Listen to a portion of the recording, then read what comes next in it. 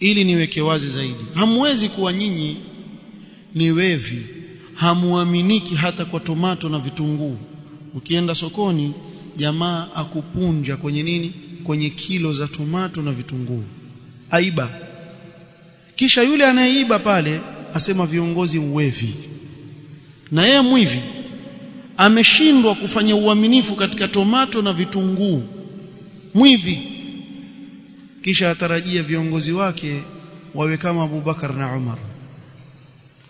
Kwani wewe ni kama Abu Bakar na Umar? Na ndio mmoja amwambia Abdul Malik ibn Marwan, limadha la tasiruna fina ala sirati Abi Bakr wa Umar, mbona nyinyi hamwendi na sisi kama sira za Abu Bakar na Umar? Faqala lahu tabadharu nata'ammar alaykum, na nyinyi kuweni kama Abu Dharr. Abu Dharr alikuwa zahid katika masaba, hana haja na dunia. Nata'ammar alaykum, na sisi tutakuwa kama Umar juu yenu. Mwataka sisi tuwe kama Umar al-Khattab, na nyinyi kuweni kama Abu Dharr, mwaweza? Na ndio ukaona wale thartharin wale wanaozungumza waelewa wanachokizungumza. Mmoja akamfuata pia Abdul Malik ibn Marwan rahimahullah, akamwambia, ya amira almu'minin, inni uridu an unasihak wa saushaddidu alayk, nataka kukupa nasaha lakini nitatumia maneno makali, fanya subra. Qala uskut ya hadha, lasta awla min Musa wa lastu akhbathu min Fir'aun, wewe hujakuwa mbora kuliko Musa wala mimi sijakuwa muovu kuliko Fir'aun. Na Allah amwambia, faqula lahu qawlan layyinan la'allahu yatadhakkaru aw yakhsha. Waja wewe kunipigia kelele hapa, amirul mu'minin ansoma, wewe hujakuwa ni aula kuliko Musa wala mimi sijakuwa muovu kuliko Fir'aun. Na Fir'aun Allah amwambia Musa, mtume kalimullah, nenda kwa Fir'aun, faqula lahu qawlan layyinan, mwambie maneno laini, la'allahu yatadhakkaru aw yakhsha. Na Allah yajua hali ya Fir'aun na yajua ataishia vipi, kinamwambia Musa nenda kamwambie maneno laini.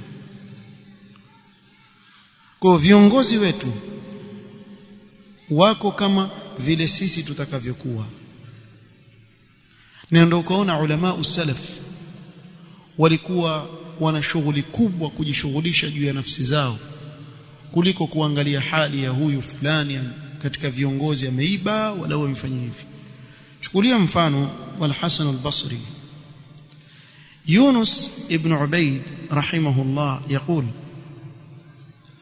صحبت الحسن البصري 30 سنة, nimeshuhubiana na Hasan al-Basri miaka 30. Walikuwa wanafunzi wakikaa na walimu miaka mingi sana, 30 niko na yeye mwalimu wake.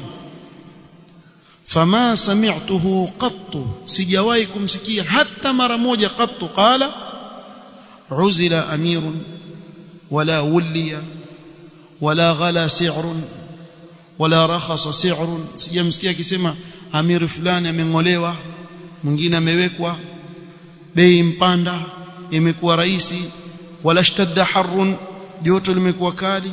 Wama kana dhikruhu illa almaut jaakum, alikuwa hataji isipokuwa tuambia sisi mauti yashafika tayari, yani jiandaeni kwa ajili ya nini, ya akhira.